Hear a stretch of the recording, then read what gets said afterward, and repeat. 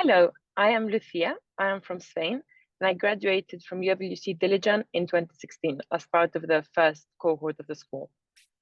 After Dilijan, I then went on to study anthropology and documentary film in London, and now I work in Amnesty International as a video producer.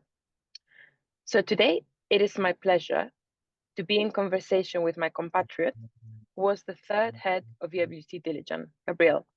He was the head from 2018 to 2023.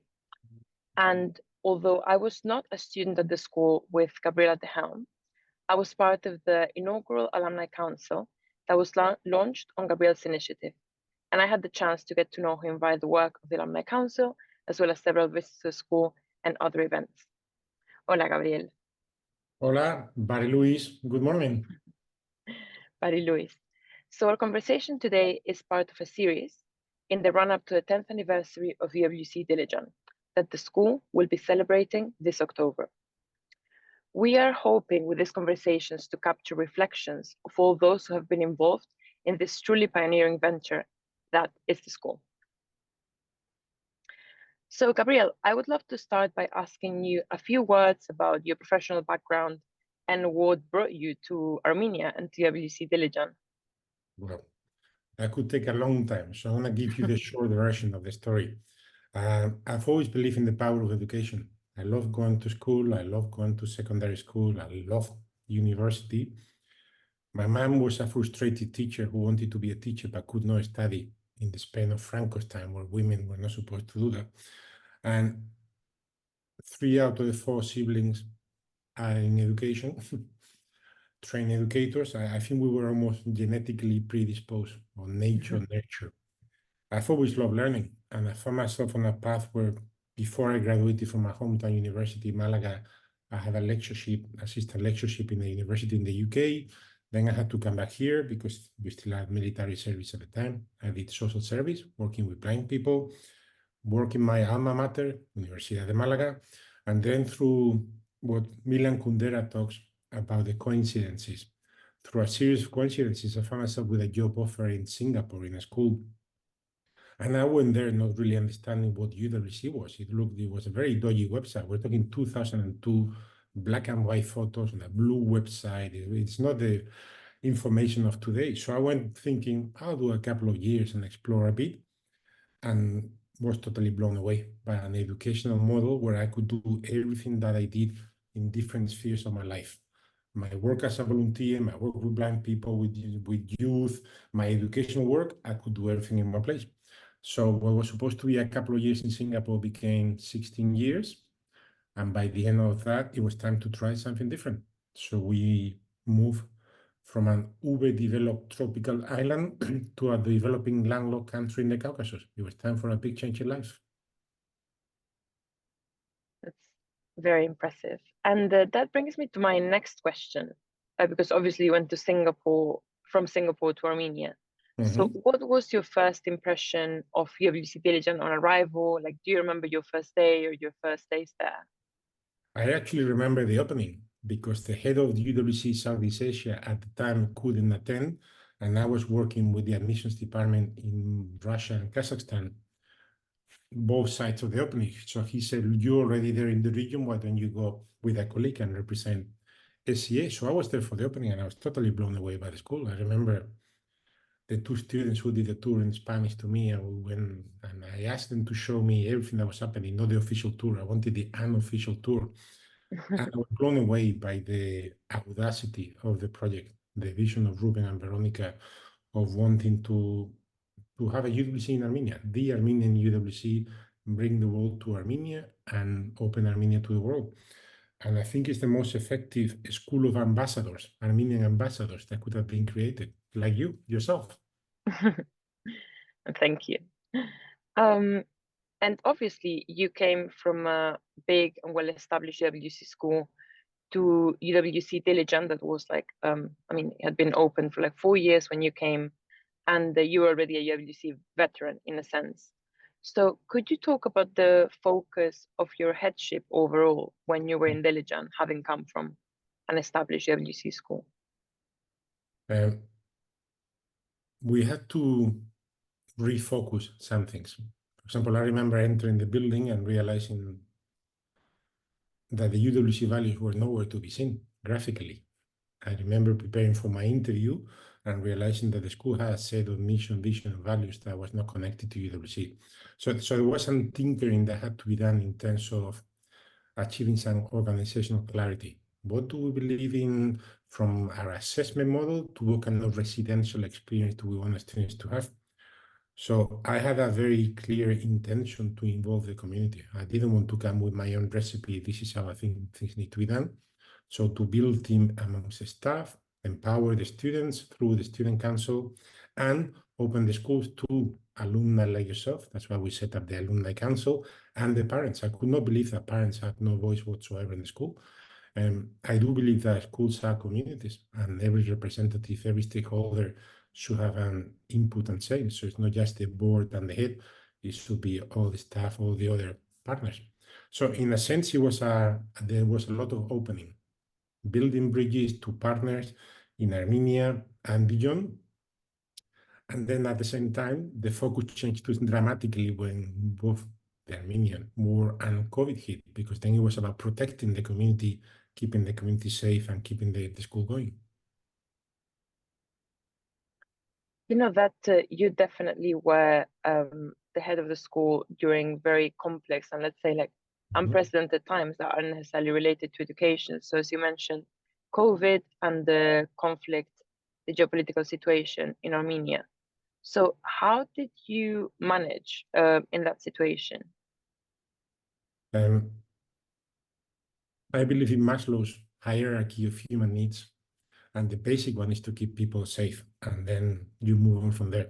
So the first thing was to ensure that the community was as safe as we could make it. And we did lots of talking to partners. We spoke with agencies, security agencies, ministries, and we realized we had students on campus who could not go back home. It would be much easier to close the schools and everybody home and say, hi, that's it. But that was not the right thing to do. We had a duty of care. And to me, the duty of care was more important than everything else. That's why we kept the school going, and we kept the community. We serve a group of students that slowly dwindle, but we still have over 40 students that had to be taken care of because they could not travel back home, because they could not afford to, because the country was closed. And it was actually a fantastic community building exercise.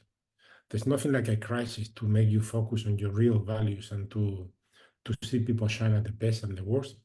And I'm very proud of the work that the UWC Diligent team did at that time, exceptionally difficult times. It was time to stay agile, to stay proactive, engaging, and knowing that there was no book. We had to write the book as we went along. In none of my trainings as an educator, as a leader, even in my business trainings, in none of them they teach you how to set up a hospital in a sports hall when you have too many sick people and your clinic. And we were privileged to have a clinic on campus, but what happens when you spill over and you need to take care of people? So we did lots of things, which actually was a very Hanian experience. You know, Lucia, the famous, there's more in you than you think. I won't say in French because I butcher it every time I say in French, but it is true. There's an era of the pandemic push us, and we did things that otherwise we wouldn't have done. Schools worldwide turned to hybrid or full online learning, things that would have taken years of planning and resistance to change. And we were forced to do it, in some cases in 3 days, in some cases in 1 week or 3 weeks, but we did. So in that sense, I did think, and I do believe, that it was an opportunity for us to realize that change is the constant, and the accelerated pace of change is something that is going to determine a present and a future. And I think it's something that will determine, to be honest, which institutions survive and which don't, because unless you can respond to the changing demands and you can see which way the wind is blowing, you're going to be lagging behind. And we see that with big companies disappearing. Who remembers Kodak anymore? I love photography. I used to take Kodak photos all the time. Kodak got it wrong. Netflix was a company that used to send by post DVDs, another one of the biggest producers in the world, as you very well know. So that ability to pivot, and that to me is one of the best things that the Diligent team did. pivoted, focus on putting people first, taking care of people, and at the same time, keep the learning going in the best possible way and turning that experience into learning. So Yeah. necessity is the mother of all virtues. I think it's the same both in Spanish and English. I think you and the team truly led the school through some unprecedented times very successfully. So that is very impressive. Thank And you. despite all these challenges, you were able to build, as you mentioned before, the alumni council, the parent organization. So you really put a focus on community building. What changes did you see in the school as a result of that? UWC is very funny because lots of people talk about UWC, but not always in the right channel or format. So creating platforms where you can constructively engage the community is something that we need to do. Otherwise, people will just talk and Facebook groups and private groups and all of that. We also did the CIS accreditation, the Council of International Schools. That was an opportunity to engage the community in saying, it's almost like a big SWOT analysis. Where do you see the strengths, the weaknesses, the opportunities, the threats, and what would you like your UWC diligent to be? So all of that combined was an exercise in opening up and going beyond an older management mentality of there's a group of people who know and they set direction and the rest follows, to opening. So everyone was representative, everyone was involved in the CIS self-study steering committees, giving input, the community survey, so we could take all of that to shape the school, because Ruben and Veronica had a vision, and I'm sure you know that it was supposed to be a very different school, and then it changed model, and then became UWC, and then we had to define what UWC was, because there's no one UWC, it's many visions of what UWC should be.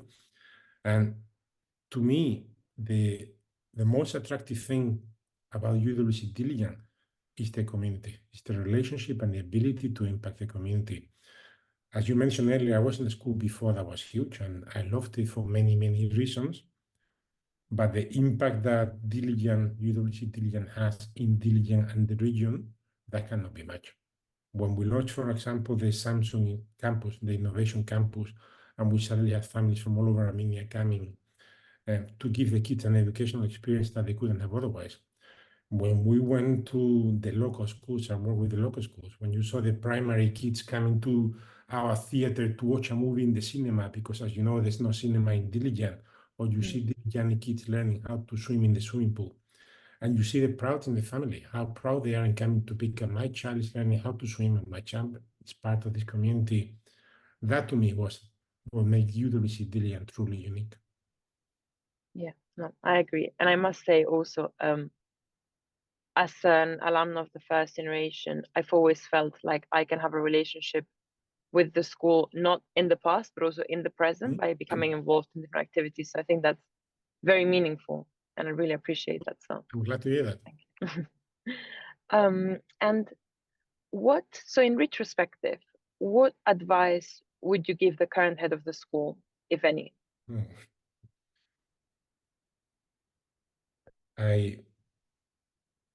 Adam is a good man, a clever man. He doesn't need my advice. It's just UWC is changing. And actually, we're about to celebrate the UWC Congress that starts at the end of this month in Thailand. And I do think that UWC needs to change and adapt to times. There's lots of conversation about what UWC should be like, what kind of education model, what kind of schools. And I think it's time for us to have a more nuanced understanding of diversity. There's too much focus on, hey, we have 19 nationalities, blah, blah, blah. That doesn't really mean anything. My primary school in a working class neighborhood in Spain, when I was a student, to have a student from another province was like having an extraterrestrial visiting you in the class. The class is full now of people from Eastern Europe, Sub-Saharan Africa, from the Americas. The world has changed. So to have that international diversity in terms of flags and passports is no longer distinctive. So I think it's time for UWC to define itself on what does it mean to UWC in the 21st century. We're a quarter of a century into the 21st century. So I think it's time for us to do that. So I think it's not just Adam. I think UWC Diligent has a role to play in redefining what does UWC mean today. When Atlantic College was open, to have students from the other side of the world traveling to the UK to study, that was revolutionary. Yeah. No longer revolutionary. We've got Chinese students everywhere. We've got people from all over the world. So I do think there's an opportunity to jump ahead, in a sense. There's over 5,000 schools doing the IB diploma, doing CAS. CAS was revolutionary when UWC started it. Now it's part of the course, and I'm glad, because actually part of the Hanian vision was not just to influence a very small group of people, was to actually have a much more bigger repercussion across education around the world. So I'm glad that UWC has had that, but I would like to challenge the movement to say, right, what's next for us? Yeah, that's a very good point. And in this situation of change, what do you think is maybe UWC Diligence, like unique vantage point, but also what challenges do you think it may face in the next decade as it adapts to this new circumstances? Well, it's the Caucasus, which is a beautiful region, but it's a very complicated region. If UWC Diligence wants to stay true to a mission focused on peace and sustainability, how do you build peace in a community that's been ravaged by war and by violence the way it has? How do we focus on reconciliation? How do we connect links to Georgia, to Azerbaijan? The founders wanted to have Azeri students in Diligent, as you know, from the beginning. And we've had students from Turkey on campus from the beginning. So how do we build on that so it's not just that limited impact, but something much bigger? How do we turn it into real agents for peace in the region? Which is difficult. It's very difficult to tell families where everyone has been affected by the war, losing someone, or has been somebody disabled or disappear. That we walk about peace. For that person, it's a very difficult message to hear. So how can Diligent contribute to that? Because it's desperately needed. I think when UWC started, it was reacting to the Second World War. It was a post-Second World War scenario. Then we went globalization, and now it's bouncing the other direction. Just look at the news. Trump, really? Erdogan, Putin, etc. So how do we not fall into an internalization that was based, or a globalization that was based on financial principles wrongly? Because that put companies first. And that's where we got it wrong. It's about cultures, it's about human values. And everything else should be subservient to that. So that I think is a fundamental challenge for UWC Diligent. How to do that so it can be a beacon, not just because it's a great school, great facilities, great impact, great academic results, whatever. How can it really focus on that mission of becoming agents for peace in a region that's desperate for it? Yeah, absolutely. So this brings me to my last question, which is that there's something else apart from our Spanish roots that we have in common, and that is our love for Armenia. I actually found that in many ways, despite having different historical context and geographical, it was quite similar to Spain. Yeah. So I wanted to ask you, what do you miss the most about Armenia? It's the people. It's a beautiful country, but to me, it's the people. Like you, Lucia, when I arrived in Armenia, I thought Armenia was almost a Mediterranean country, even though I missed Mediterranean Sea desperately. But the warmth, the quality of the connections, the friendships, the role of family, the role of children in daily life. When you go for a meal, you go for a meal. It's none of this funny, I'm having a sandwich and a packet of crisps as I'm going from one place to another. That to me made me feel at home. And even though, unfortunately, my Armenian did not progress nowhere near as much as I would have liked it to, I started to understand the psyche, the politics, and it is difficult to understand Armenian politics, the culture. It's a fascinating place. And to be honest, I can't wait to be back. I can't wait to be back on both in Armenia and on campus to mark the 10th anniversary. Likewise, I'm very much looking forward. So thank you very much, Gabriel, for your insights and your time. So I really enjoyed reconnecting with you and hearing about your experience as ahead. And I really hope to meet you at the 10th anniversary celebrations in October. That's a deal. Merci, Shad. Gracias. Muchas gracias. Thank you very much. Muchas gracias. Adiós.